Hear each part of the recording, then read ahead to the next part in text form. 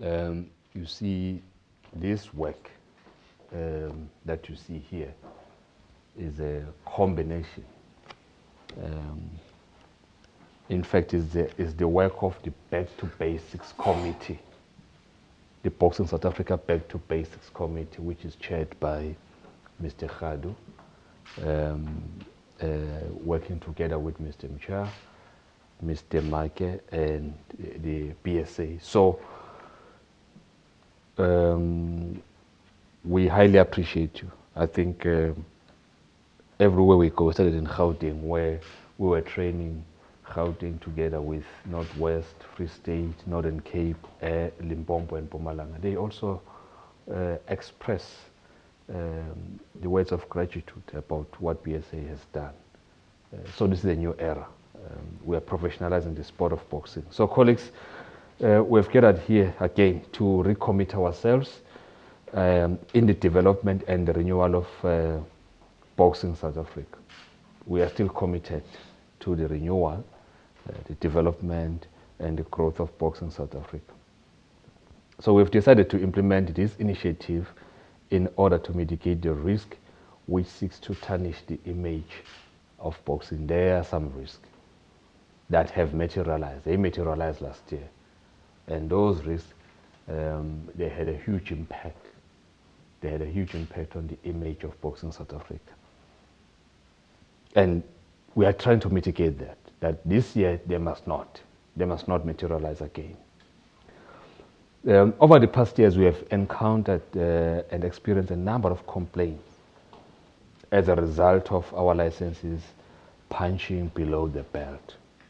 Not only promoters, but trainers and managers, ring officials. I don't know how many times I've received calls from boxers, trainers, can we go and review this fight? We are not happy about the way the judges did or execute their assignment. But also not judges only, promoters when it comes to staging of a tournament. The execution has been very poor, and as a result, that nearly tarnished the image of BSA. You will all remember the big scandal that happened last year in December in KZN, where we were hoping that you're going to have a tournament with an international icon, and it didn't take place. So those things made us to realize that it's because of BSA not implementing fully the Boxing Act and boxing regulations. The issue of training licensees, making them earn their licenses, not buying. The business of buying is gone, but the issue of training our licenses so that they can earn their licenses is there in the Boxing Act and boxing regulations. So this year we've decided to implement fully and to enforce that particular section in the Act and in the boxing regulation. And we've decided to do or implement mandatory trainings for ring officials, trainers and managers, and promoters. Now, this is what is important. For anyone who aspires to be a BSA promoter or anyone who is renewing his or her license as a BSA promoter, we expect you to master the following. Number one, the responsibilities of a promoter. What are the responsibilities of a promoter? Do you know your responsibilities as a promoter? That's the first thing. What are the responsibilities of a promoter? So that you won't, so that you will stop blaming the provincial manager, so that you will stop blaming the chairperson of the sanctioning committee, stop blaming the CEO, the director of operations, or the provincial department of Western Cape. But what are the responsibilities of a provincial, of a promoter? Some of them are here. You need to master that. Number two, staging of a tournament. How do you stage a tournament as a promoter? What should be included in your tournament project plan? Or what is a tournament project? Do you understand the definition of a tournament project plan? The marketing of a tournament. When do you start marketing your tournament? We were discussing that yesterday. There's some promoters, they start marketing their tournament 1 week closer to a fight. And my main concern, as I was discussing with the Director of Operations, is that it seems as if our promoters don't have passion for boxing. They are more concerned about having television, televising empty chairs in the venue.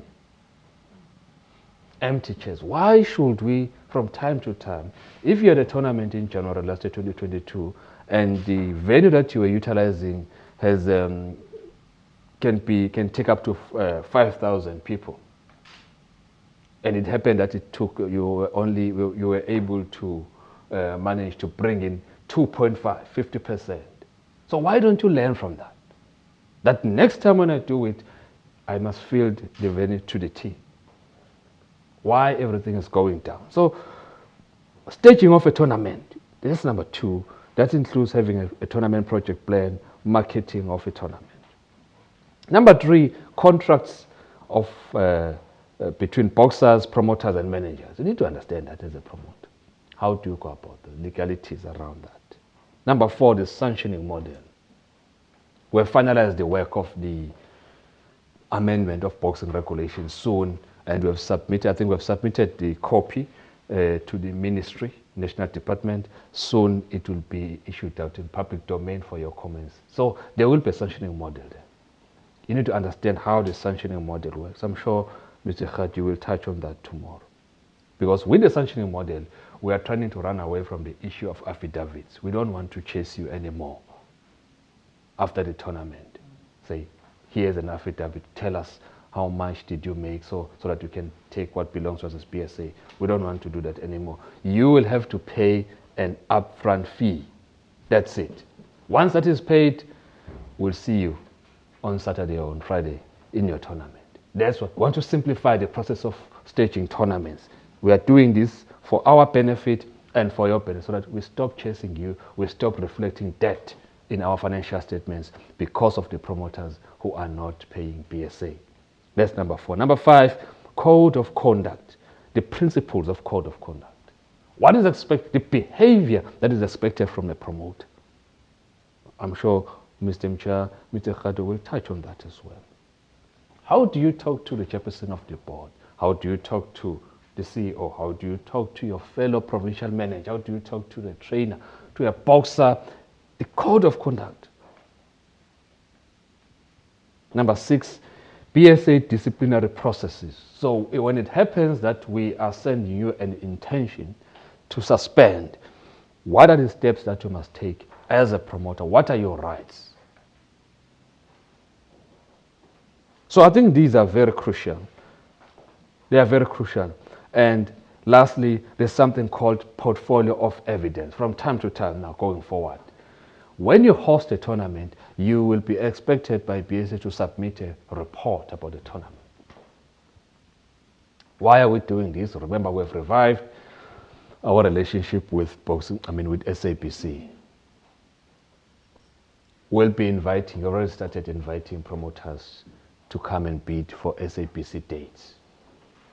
So what is happening is that we're gonna request you to submit us a report of the previous 3 tournaments that you've stayed. Tell us about those 3 tournaments. Were they successful or not? What made them to be successful? What made them to be not successful? What were the challenges? You're going to send a report to us as a promoter, and you're going to request an independent report from the provincial manager. That's what we're going to do, because at the end of the day, we want to televise quality tournaments on SABC so that we can bring back investments. So this training is about that. It's about bringing back the dignity of boxing in South Africa. So the way forward, you will be assessed tomorrow. It's a 2-hour paper or 2-hour assessment, which will be very difficult. It won't be easy. I must be honest with you, because you have to earn. 2 hours So you have to earn that. So there will be promoters that will be successful. There will be those that won't be successful. And those that won't be successful will be given. So the ones that will be successful will be recommended for approval by the board. We are planning to have a meeting on the 28th of April. So the marking should be done way earlier than that. The 28th of April, the board will be sitting to approve all licensees who have been successful in these trainings and workshops.